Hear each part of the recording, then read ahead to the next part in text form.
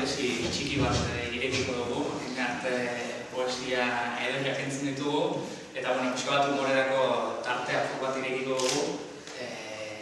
Estaba comentando que abriremos un pequeño paréntesis, que hemos oído grandes poesías hasta ahora y bueno, igual podemos meter un poco de humor con un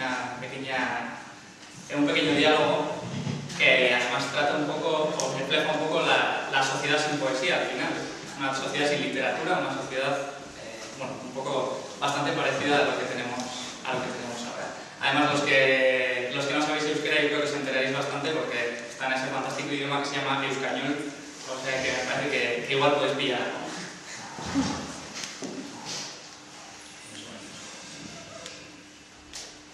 Gaur manifa, joango gara? Hombre, bai ez, no ditzen? Butaideak ez, personaldeko ez dakizer. Seguru jende asko joango dela. Xabi eta Pituri esan dezu? Ez, dituko edit. Ez, zen diri. Pitu mobilistarikoa da eta oso martxakatzen zaitzen. Hostia, tu. Hace mobila. Qué guapo, tío. Mola, programa en puntos horrekin lortu nuen.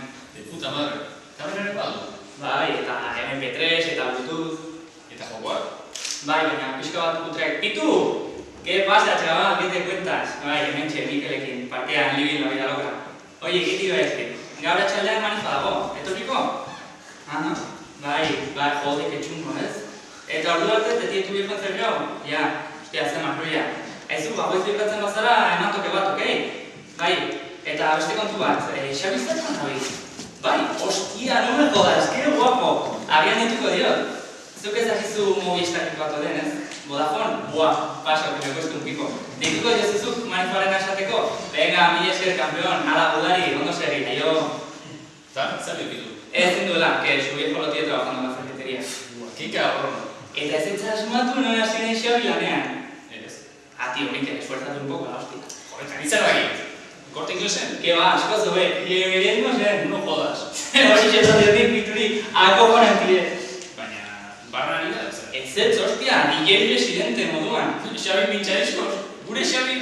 Orain DJ jakun da, eta oso nasketa guapoak egiten omen ditu ertzainak eta zutarazioen samplerak tekno eta progresif bazen gainean. La hostia dela esan ditu. Te encargas. Bai. Aizu, zortan manifa? Zortzietan, autobus geltokitik aterako da. Eta horretzako da? 6ako gutxi. Jode, ni asterotan nago ja.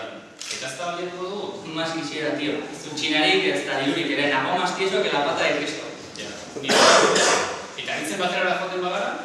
Esuriko erosi duten. Beserikoa, baina nola, pero si konsola horrek 500 € balio du, y el aritzi esos son unos muertos de hambre. Ya, bueno, en realidad, PS2 pinen, bere magirosizion euskera azterketa irailean gainitu zuelako. Ese con tal de viciarse a la PlayStation es capaz de aprender chino mandarín.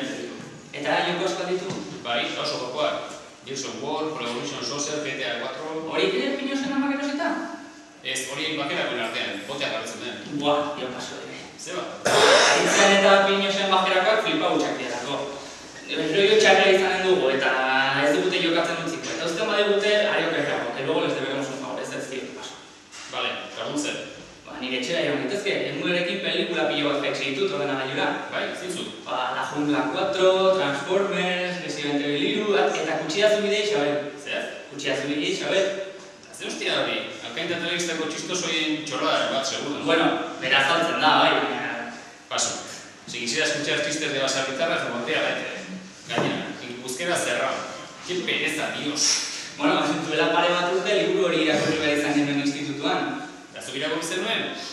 Bueno, el intelectual. Bueno, ez lehenbiziko 10 orrialdeak. Eta nahiko ondo zegoen, te partías la caja. Que no, ¿qué pasó? Karrikora bagoaz manifoa sinikartean? Vale, gutxienez, horregon da ambientillo euskaldun. Ya lo digo.